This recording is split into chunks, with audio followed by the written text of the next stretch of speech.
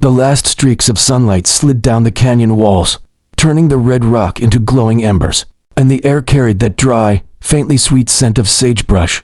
Jacob Harris rode slowly, the creak of his saddle echoing faintly in the open space, the soft clop of his bay gelding's hoofs crunching over the sandy ground. He could see the camp ahead, low tents of animal hide set in a circle, with thin curls of smoke twisting upward from small fires. He had been invited here only once before, and never for something as peaceful as this. The first time he'd arrived in the chaos of gunfire and shouting, coming to the aid of a few hunters beset by a gang of outlaws who thought the Apache were easy prey. It was that moment, when Jacob had leveled his rifle and sent the attackers fleeing, that earned him an invitation from Chief Nanton himself. Now, as he entered the camp, he could feel dozens of eyes on him, some cautious, some curious, and more than a few suspicious. The people here were proud and private. An outsider was not often welcomed into the warmth of their fire unless he had proven himself. Jacob dismounted, leading his horse forward with slow, deliberate steps, the reins loose in his hand. He tried to remember the etiquette: keep your head on until formally greeted, speak little until spoken to, and show no sign of impatience. A group of men near the largest fire paused their quiet conversation to watch him, their eyes sharp but not hostile. Across the way, children darted around a woman grinding maize, their laughter like the distant sound of a brook. And then, near a smaller fire, he saw them, 3 young women, their heads close together, speaking in quick, quiet tones. Their dresses were made of soft, tan buckskin, each decorated with beadwork in different patterns, one with intricate blue diamonds, another with swirling red designs, the third with long fringe that swayed in the evening breeze. The first one, he noticed, had long, glossy black hair parted into 2 thick braids that hung down past her chest. Her lips curled upward in a sly smile as she glanced at him, and she whispered something to the second girl, who stifled a laugh. The second sister's laughter wasn't shy. It rang like a silver bell, free and warm. She covered her mouth with one hand, but her eyes crinkled with genuine mirth. The third stood slightly apart from them, taller, her posture more guarded, her dark eyes assessing him without a hint of a smile. But there was a spark there, something that told Jacob she was watching closely, weighing him, as though trying to see past the dust on his boots and the creases in his weather-worn shirt. Chief Nanton approached with the slow authority of a man who knew his steps would be matched by every eye in the camp. Jacob removed his hat and bowed, his head slightly in respect, murmuring a greeting in halting Apache. The chief's mouth twitched in approval at the effort, though Jacob knew his accent was poor. With a hand gesture, the chief invited him toward the largest fire, where the evening's gathering would take place. The fire crackled brightly as the sun sank lower, casting long shadows that danced across the faces around it. The air was rich with the smell of roasting venison and the faint tang of wild herbs. Women moved gracefully among the seated guests, passing bowls of food, while somewhere in the shadows, a drum began to beat a slow, steady rhythm. The sound was hypnotic, drawing everyone into its pulse. The 3 sisters, he realized now they must be sisters.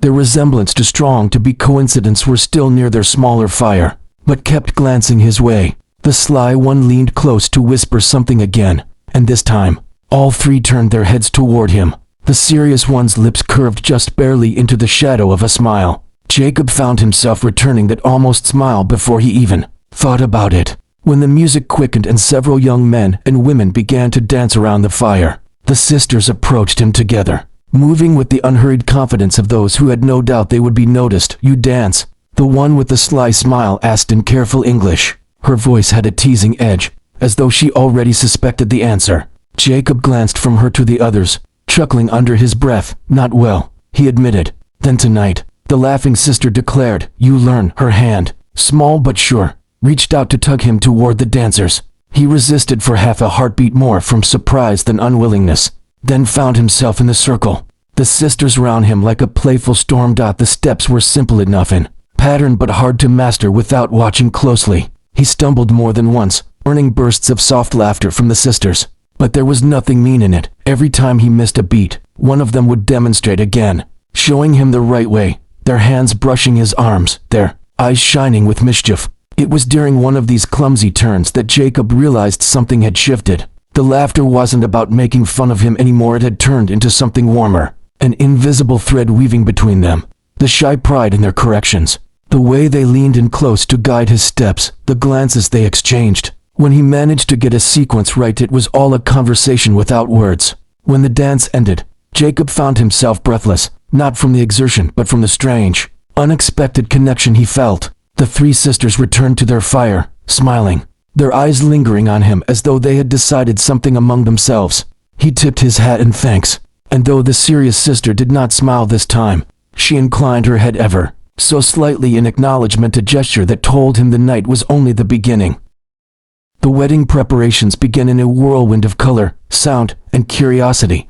That morning, the sun broke over the horizon with a brilliance that made the hills glow, and the air seemed charged with an unspoken electricity.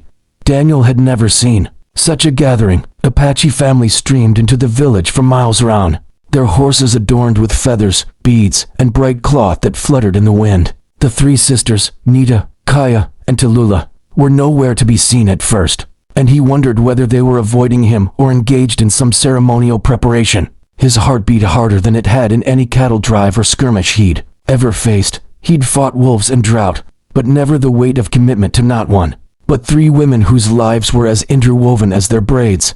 The village center transformed into a festival ground. Women laid out woven blankets in a great circle, each adorned with intricate patterns that told the stories of battles fought, loves won, and seasons survived. Fires were lit, and the scent of roasting venison and sweet corn drifted in the wind. Children darted between legs, chasing each other with sticks, while older men sat in small groups, smoking pipes and watching the proceedings with measured, knowing eyes. This wasn't just a wedding. This was an alliance, a merging of two worlds that had long stood apart. Daniel found himself being dressed and painted according to Apache custom. An elder, with a face carved deep by sun and time, pressed a small pouch of crushed ochre into his hand and gestured for him to mark his own cheeks' strength. The elder said in a low, grave voice, "You will need it." They draped a white deer hide over his shoulders, the soft leather smelling faintly of smoke and sage. A wide belt, studded with turquoise and silver, was cinched around his waist, each piece of metal catching the sunlight. Daniel felt transformed, as though he were stepping into another life entirely. Not the solitary cowboy, but a man bound by duty and by hearts. When the sisters finally appeared, the chatter in the village dimmed to a low hum. They emerged from one of the larger lodges, walking side by side, each carrying a sprig of desert sage in her hand. Nita wore a deep red dress fringed with white beads that swayed with each step. Her dark hair, long and shining, was braided with strands of dyed horsehair and feathers. Kaya was in soft buckskin dyed a rich, golden tan, her smile as unguarded as the morning light. Tallulah, the youngest, wore a pale blue dress embroidered with symbols of the river and wind, her eyes lowered but sparkling with shyness. They looked like three notes of the same melody, different tones, but harmonious. The ceremony began with the tribe's medicine man stepping forward, his staff decorated with eagle feathers that caught the rising breeze. He spoke in a deep, rhythmic chant that Daniel didn't understand, but the meaning was there in the cadence, in the way the words rose like a prayer and fell like a blessing. The sisters stood before him in a line, and Daniel was guided to stand. Opposite them, a strip of woven cloth was brought out, wide, crimson, and patterned with black diamonds, and it was placed in his hands. One by one, the sisters took an edge of the cloth, their fingers brushing his as they did. The medicine man poured water from a clay vessel into a shallow wooden bowl, dipping a sprig of sage into it. He sprinkled the water over each of them, murmuring blessings for strength, unity, and fertility. Then, with a solemn expression, he tied the crimson cloth around all four of their wrists, binding them together in a literal knot. Daniel could feel the warmth of their hands through the fabric, the tremor of excitement, or was it nervousness? In their touch, the binding was followed by offerings. Daniel presented each sister with a small gift he had carried from his ranch, a silver hair comb for Nita, inlaid with turquoise stones, a tooled leather pouch for Kaya, embossed with a swirling floral design, and for Tallulah, a pendant carved from bone into the shape of a running horse. In turn, the sisters gave him tokens of their own, a necklace strung with bear claws, a beaded wristband, and a feather from a golden eagle. Each gift, the elders explained, was a promise to protect, to cherish, and to walk side by side through hardship. After the formalities, the celebration erupted into full swing. Drums pounded in a steady heartbeat rhythm, and dancers took to the center of the circle, moving and sweeping, graceful arcs. Daniel was pulled into the dance by Kaya, her laughter ringing out as she spun him into the steps. He stumbled at first, his boots awkward in the soft dirt, but soon found himself moving in time with the drums. The scent of cedar smoke and roasting meat filling his lungs. Nita joined in, her movements fluid and confident, while Tallulah watched from the sidelines, her shy smile never leaving her face until Daniel reached out a hand to her. She hesitated, then stepped forward, and together they swayed to the music under the approving gaze of the tribe. As the sun dipped lower, the light turning golden, the feasting began. Platters of roasted venison, baked corn, and honey cakes were passed around. Daniel sat with the sisters at his side, feeling their presence like a warmth that radiated inward. The elders shared stories, some about the sisters' childhood, others about the hardships the tribe had endured, and somewhere in the telling, Daniel realized he was no longer an outsider looking in. He was part of the story now. The night ended with the sky awash in stars. Fires burned low, their embers glowing like tiny suns. Daniel stood with the sisters at the edge of the village, the cool desert wind tugging at their hair and clothes. For the first time in years, he felt anchored, not to the land, not to a herd of cattle, but to people, to a bond stronger than any rope he'd ever thrown over a steer. The road ahead would not be simple. 3 hearts, 3 spirits to honor and protect. But as he looked at them under the silvered moonlight, he knew he was ready. The morning sun spilled its first golden rays over the rolling hills, casting a warm light across the small settlement. The air was crisp, filled with the mingled scents of wood smoke and blooming prairie flowers. In the heart of the camp, the cowboy stood beside his horse, brushing the animal's mane in slow, deliberate strokes. His thoughts wandered over the past few weeks, how laughter with 3 spirited Apache sisters had turned into something deeper, something neither he nor they could have predicted. Now, as the tribal elders gathered for a ceremony, he knew his life was about to change forever. The sisters emerged from their tent, each adorned in hand-sewn dresses of buckskin, fringes dancing in the breeze, beadwork shimmering like drops of morning dew. Their hair was braided neatly, adorned with eagle feathers and turquoise beads, symbols of honor and beauty among their people. The eldest, Leah, carried a quiet dignity, her dark eyes holding a mixture of joy and solemnity. The middle sister, Sani, smiled softly, her playful nature tempered by the importance of the day. The youngest, Tiva, practically glowed with excitement, her steps light and eager. The sight of them together sent a pang through the cowboy's chest. He realized he wasn't just marrying them as part of tribal custom. He was binding his life to theirs, heart and soul. Drums began to beat, slow and steady, a heartbeat for the gathering. The elders, wrapped in blankets patterned with sacred designs, stood near the ceremonial fire. The tribe formed a circle, their faces glowing in the firelight, the early sun now kissing the treetops. The medicine man stepped forward, holding a bundle of sage, which he lit, letting the fragrant smoke curl into the air. The cowboy felt the smoke swirl around him, purifying and blessing, carrying whispers of prayers into the sky. The first part of the ceremony was a feast, prepared since dawn. Roasted venison, corn cakes, and berries were shared among the tribe. The cowboy sat between the 3 sisters, listening to their laughter mingling with the stories told around the fire. Leah rested her hand on his arm. Sana teased him about his poor Apache pronunciation, and Tiva leaned against his shoulder as if she'd known him forever. He couldn't remember the last time he'd felt so at home. When the feast ended, the elders led the group to the edge of the meadow where a shallow stream trickled over smooth stones. The water, clear and cold, was considered sacred, symbolic of life's flow and unity. The medicine man gestured for the cowboy and the sisters to kneel. One by one, they dipped their hands into the stream, letting the water run over their skin before clasping each other's hands. The old man chanted in the Apache tongue, words heavy with tradition, calling upon the spirits to bless this union with strength, harmony, and fertility. The cowboy couldn't understand every word, but he didn't need to.